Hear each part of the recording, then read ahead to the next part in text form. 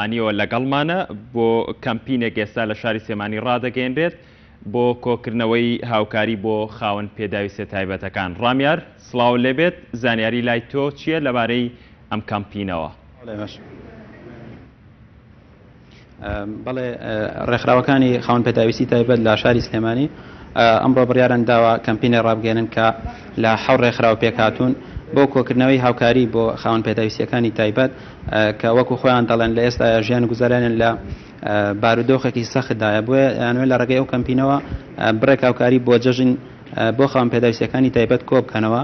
ئێمە ئێستا بۆ زانیانی زیاتر ئەچینە لای یەکێک لە ڕێکخەرانی کەمپینەکە بۆی بزانین ئامانجی کەمپینەکان لە چیدایە.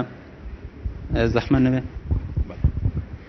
ئەو کەمپینە ئێوە شەکەس دیارە ئەبێ باسی وکەین کە حکوومەتی هەرێمی کوردستان ئەم نەهامەتی بەسەر ژیانی خاوەن پێداویستی تایبەتایاناوە زیاتر لە 360 ڕۆژە تەنها 180,000 موچە وەرگیراوە کە ئەمەش بۆ نابینایەک بۆ کورتە باڵایەک بۆ کەڕوڵاڵێکی داماوە بۆ کەسی هەردوو خاچی نەبێ هیچ نی یعنی هیچ مانایە نابەخشێ.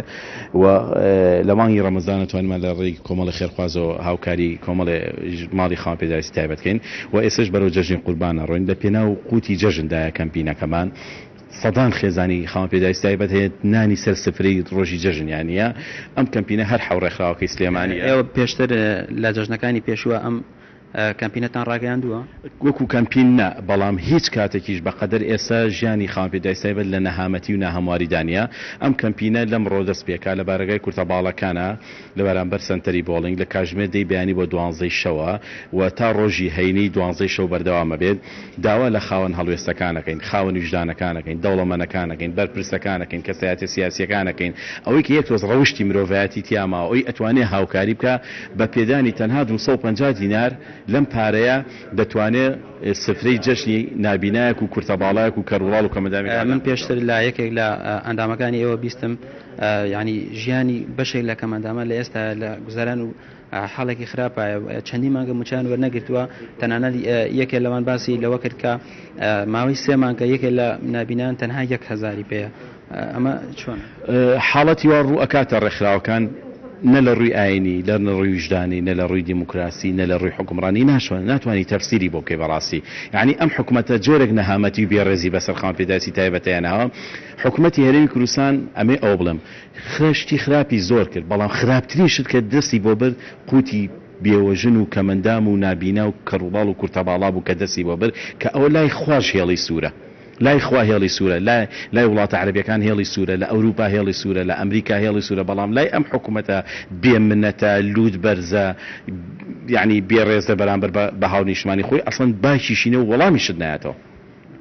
چەند ڕۆژ بەردەوامە کەمپینەکەتان؟ 5 ڕۆژ بەردەوامە بێ، لەم ڕۆ بەردەوامە بێت تا 12 شەو هەموو ڕۆژێک لە دەی بەیانی تا 12 شەو ڕۆژی هەینی 12 شەو کۆتایی پێێت ڕۆژی شەممە ئیشەڵا دابەش دەکرێت بەسەر خێزانەکان. شارەکانی تری هەرێمی کوردستانیش دەگرێتەوە. ڕامیار ئەمێ بپرسم، دیارە پرسیارەکەم نەگەیشت بە ڕامیار، ئەمێ بپرسم لە میوانەکەت بپرسیت کە ئەم کەمپینە تەنها شاری سلێمانی دەگرێتەوە بە تەحدید یاخود پارێزگا و شارەکانی تری هەرێمی کوردستانیش دەگرێتەوە؟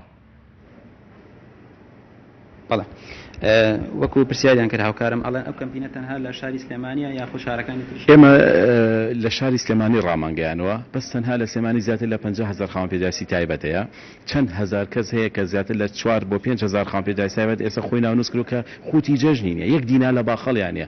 ئومێد دەکەین لە هەولێر و دوهۆیشیش بکرێ و بەڵام پێشوازی لە هەموو ئەو خۆشەی ساناکەین لە دهۆک و هەولێرانی هاوکاری کەمپینەکە بکەن. بەڵام لە دوجار بەڵێ ئێوە پێتان ڕاگەیاندون کە لە هەولێریش ئەم کەمپینە بکرێ، ئێوە پێشنیاریەوەتان لەوەی ئەیکەنا، بەڵام دوجار ئێمە سفرەی جەژنی ماڵێکی خاوەن پێداویستی تایبەت ئاوادانەکەینەوە کە بەڕاستی قوتی سفرەی جەژنیان نییە. با تکا ئەکەین لە خەڵکی کوردستان، با مناڵێکی خاوەن پێداویستی تایبەت هەسکا وەکو مناڵێکی تر قەمیسێکی تازەی لەبەرە جووتێ پێڵاو بکرێت بتوانێت سفرەی جەژنی بڵاو بێت و پێمان وایە خەڵکێکی شەیەتوانێت هاوکاری بکە. داوا ئەکەین لە کۆمپانیاکان، لە بەرپرسەکان، لە ئەوەی ئەو حیزبانی کە خاوەنی ئەخلاقن، خاوەنی مرۆڤایەتین هاوکاری کەمپینەکە بکەن. خۆش بێ. بەڵێ سالار ئەمە سەرجەم ئەو زانیاریانە بوو کە ئەو کەمپینە بڕیاریان داوە لە ئێستا کۆمەک و هاوکاری بۆ خاوەن پێداویستیەکانی تایبەت کۆ بکەنەوە. بەڵێ سۆ سپاس بۆ پەیامنێرمان ڕامیار ڕوسمان، هەروە سپاس بۆ میوانەکەشت.